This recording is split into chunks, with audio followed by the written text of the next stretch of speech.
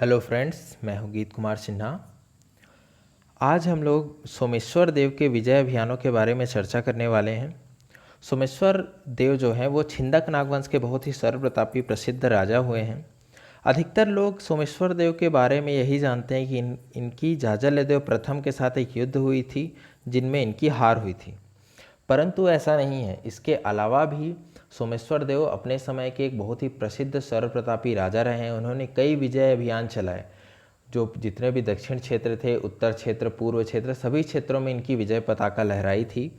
तो आज हम इस टॉपिक के बारे में इसलिए चर्चा करने जा रहे हैं कि अधिकतर लोगों को उनके विजय अभियानों के बारे में पता नहीं है, इसलिए हम आज डिटेल में इनकी चर्चा करेंगे। उससे पहले छिंदक नागवंश के बारे में एक जानकारी, एक छोटा सा परिचय हो जाए। छिंदक नागवंश जो है ये दक्षिण बस्तर के क्षेत्र में भ्रमरकोट या चक्रकोट नाम से इनका राज्य कहलाता था। इसकी राजधानी बारसूर थी। जो बारसूर के पास का क्षेत्र है वही लगभग, तो भ्रमरकोट या चक्रकोट यही वाला क्षेत्र है जो आपको मैंने यहाँ दिखा रखा है। इस क्षेत्र में ये शासन करते थे। इनके जो पताका या फ्लैग में नाग अंकित होता था, इसलिए इन्हें नागवंश से संबंधित माना गया है। छिंदक राजवंश से चले आ रहे थे, इसलिए इनका पूरा नाम छिंदक नागवंश कहलाया। इनका जो पहला शासक था नृपति भूषण, जो संस्थापक कहलाया इसका, नृपति भूषण। उसके बाद हुए धारावर्ष, धारावर्ष के पुत्र सोमेश्वर देव, फिर बीच में मधुरांतक देव भी आए। तो आप इनकी स्थिति को समझिए कि इनका पूरा राज्य, ये दक्षिण वाला जो एरिया है छत्तीसगढ़ का, वो एरिया था इनका। इससे लगा हुआ देखिए, ये जो तेलंगाना, उड़ीसा, आंध्र प्रदेश वाला जो एरिया देख रहे हैं आप, इनसे लगा हुआ एरिया है। तो समझते चलते हैं कि कैसे कैसे उन्हें युद्ध अभियानों को उन्होंने अंजाम दिया और किस तरीके से वो इतने फेमस राजा इस वंश के लिए साबित हुए। आगे चलते हैं, देखते हैं। चलिए, सोमेश्वर देव ने अपने प्रतिद्वंदी शासक मधुरांतक देव को पराजित किया था। अब देखिए, मैंने कहा था नृपति भूषण इसके पहले राजा हुए, उसके बाद धारावर्ष आया। धारावर्ष के पुत्र थे सोमेश्वर देव, लेकिन उसी वंश से संबंधित थे मधुरांतक देव। ये नारंगी नदी के आसपास शासन कर रहे थे। जो कोंडा गांव के आसपास नारंगी नदी है, वहाँ पे शासन कर रहे थे। जैसे ही धारावर्ष की मृत्यु हुई तो उन्होंने क्या किया, ये अपना शासन स्थापित करना चाह रहे थे मधुरांतक देव। तो इन दोनों के मध्य युद्ध हुआ जिसमें सोमेश्वर देव की विजय हुई। इसके बाद सोमेश्वर देव का आगे शासन चला। तो अब हम आगे स्टार्ट करने जा रहे हैं कि कौन कौन से विजय अभियानों को इन्होंने अंजाम दिया। तो सबसे पहला है उड्र विजय। उड्र, जो कि वर्तमान में उड़ीसा माना जाता है, ये उड़ीसा के नाम से जाना जाता है। वृहत संहिता और महाभारत में भी उड्र नाम उल्लेखित है। इस अंचल में तत्कालीन राजा का नाम नहीं लिखा है। अब देखिए कहाँ नहीं लिखा है, तो हम जितनी भी ये जानकारी पढ़ रहे हैं ये कुरुसपाल अभिलेख के अनुसार है। ठीक है, अभिलेख या शिलालेख, ठीक है, कुरुसपाल शिलालेख के अनुसार है। उसमें ये सब जानकारियाँ लिखी हुई है। कुरुसपाल बस्तर के पास एक गांव है जहाँ से ये शिलालेख प्राप्त हुआ है।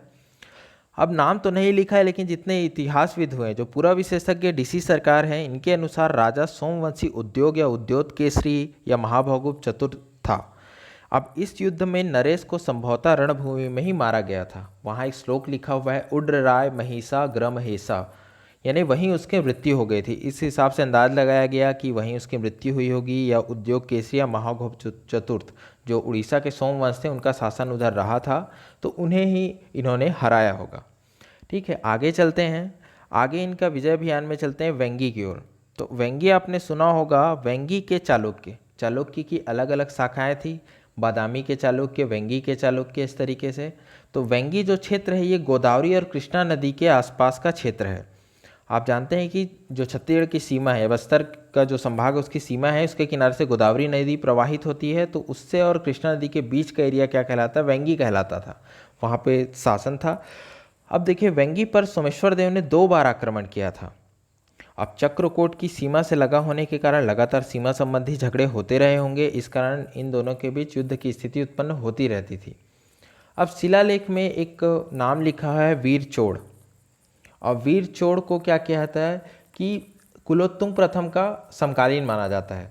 शिलालेख में बताया गया है कि वीर चोड़ को किसने परास्त किया था, सोमेश्वर देव ने परास्त किया था, और उसकी राजधानी या वेंगी को जला दिया था। जनरली क्या करते थे, क्रोध प्रकट करने या महती सफलता को दर्शाने के लिए एक राजा जब उस पर जीत अर्जित करता था तो उस राजधानी या उसके राज्य को जला दिया करता था।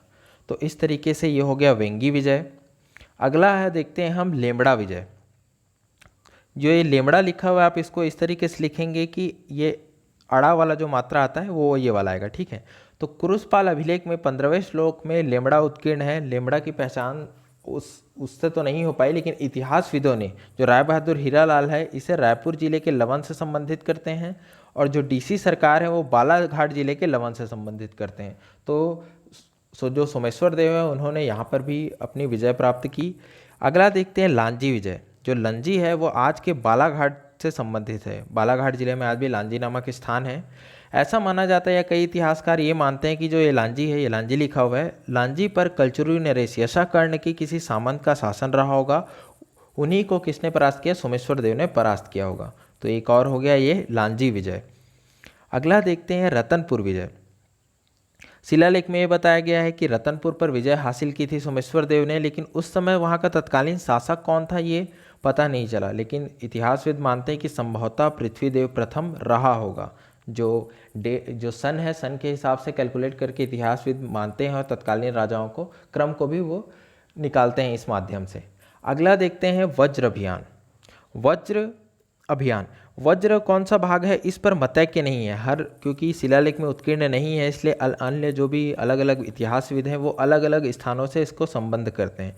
तो जो राय बहादुर हीरालाल हैं, इन्होंने इसकी पहचान बैरागढ़ से किया है। वर्तमान में महाराष्ट्र के चंद्रपुर के जिले के अंतर्गत आता है, ठीक है। इनका ये भी एक विजय अभियान था। आगे देखते हैं भद्रपत्तन। भद्रपत्तन की पहचान भांडक से किया गया है, जो वज्र से लगा हुआ उल्लेखित है। भद्रावती नाम से यह क्षेत्र जाना जाता था। अब देखिए ये वज्र के पास ही है, तो यहाँ भी उन्होंने विजय हासिल की। अब यहाँ ऐसा माना जाता है कि यात्री वेनसांग ने भी भद्रपत्तन की यात्रा की थी तत्कालीन समय में। ये 19वें श्लोक में लिखा हुआ है कुरुसपाल अभिलेख के। सोमेश्वर देव ने भद्रपत्तन के शासक के साथ क्या व्यवहार किया इसके बारे में तो जानकारी नहीं है, बस इतना लिखा हुआ है कि भद्रपत्तन में उन्होंने विजय प्राप्त की थी। अगला देखते हैं कोसल विजय। कोसल विजय लगभग 1114 ईस्वी के आसपास इन्होंने वहाँ पर आक्रमण किया। कोसल जीतने का उल्लेख मिलता है यहाँ पर, लेकिन शिलालेख से स्पष्ट नहीं कि कलचुरियों का अधिकार था कैसा था। लेकिन शिलालेख जो रतनपुर का शिलालेख प्राप्त हुआ है 1114 ईस्वी का, उसमें लिखा है कि कोसल के इस भाग पर कलचुरियों का अधिकार था। जो अब अतः ये ऐसा माना जाता है कि उस शिलालेख और इस शिलालेख को मिलाने पर कि जो भी विजय या सफलता सोमेश्वर देव ने प्राप्त की थी वह अल्पकालीन थी, कि इस समय जब वहाँ आक्रमण किया होगा कोसल में तो वह अल्पकालीन रही होगी। और इसी शिलालेख में जो कुरुसपाल शिलालेख है उसमें यह लिखा हुआ है कि 6,96,000 गाँवों को जीता था किसने? सोमेश्वर देव ने, कोसल के। अब कई इतिहासविद मानते हैं कि कोसल क्षेत्र में इतने गांव तो है नहीं, संभवतः ये अतिशयोक्तिवश जो शिलालेख लिखे जाते थे उसमें लिखा होगा। तो ये इस तरीके की बात कही गई है कोसल विजय के दौरान। तो ये सब हो गए क्या? इसके विजय अभियान सोमेश्वर देव के। अब जो फेमस प्रसंग जो सभी जानते हैं, सोमेश्वर देव और जाजल्य देव प्रथम के बारे में, कि सोमेश्वर देव और जाजल्य देव प्रथम के मध्य युद्ध हुआ और जिसमें सोमेश्वर देव पराजित हुआ। अभी तक हम उसके विजय अभियानों के बारे में पढ़ रहे थे। जो कलचुरी वंश का जाजल्य देव प्रथम था उसने क्या किया? सोमेश्वर देव को पराजित कर दिया तथा उसे और उसकी रानियों सहित कैद कर लिया। सेना को मारकर जला दिया गया था, ऐसा उल्लेख है उसमें। लेकिन जाजल्य देव ने अपनी माता गुंड महादेवी के कहने पर इन्हें छोड़ दिया। कई लोग डाउट में रहते हैं कि ये सोमेश्वर देव की माता है, लेकिन नहीं, ये जाजल्य देव की माता थी। जाजल्य देव की माता ने कहा कि आप इन्हें छोड़ दीजिए, तो उन्होंने उन्हें छोड़ दिया। अब देखिए इसमें भी डाउट है, ये आपने फेमस प्रसंग सुना होगा कि ऐसा हुआ है, लेकिन इतिहासविदों को इसमें भी डाउट है कि ये जो सोमेश्वर देव है ये दूसरा सोमेश्वर देव है, ये इससे संबंधित नहीं है। कई मानते हैं कि ये सोनपुर का सोमेश्वर देव है जो छिंदा नागवंश के अधीन कोई मांडलिक रहा होगा। जो बालचंद्र जैन है और श्री मिरासी है वो चक्रकोट का ही सोमेश्वर मानते हैं इसे, और मानते हैं कि जो कोसल विजय के दौरान 6,96,000 गाँव जीते थे इसने, या फिर जिस तरीके से उन्होंने वहाँ पर तहस नहस किया था कोसल को, तो उसके आग में लगातार जाजल्य देव जल रहे थे। जैसे ही उन्होंने अपना शासन प्राप्त किया तो तुरंत इसे हमला कर दिया यहाँ पर। तो ये अधिकतर जो साक्ष्य प्रकट करते हैं इतिहासविद, तो ये सही मालूम होता है। जाजल्य देव पुराने कलंक को धोना चाह रहे होंगे, इस तरीके से चीज़ें आती हैं।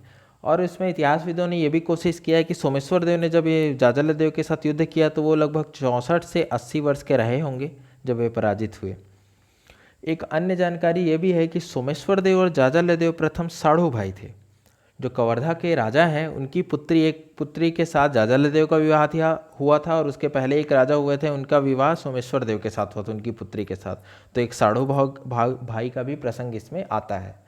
तो इस तरीके से ये सोमेश्वर देव के विजय अभियान के बारे में था। पूरी छिंदक वंश नागवंश के बारे में जानकारी नहीं थी, सिर्फ सोमेश्वर देव के अभियानों के बारे में जानकारी थी। अधिकतर लोगों को इस बारे में जानकारी नहीं होती है, तो मैंने प्रयास किया कि इस माध्यम से उन्हें ये बता सकूं।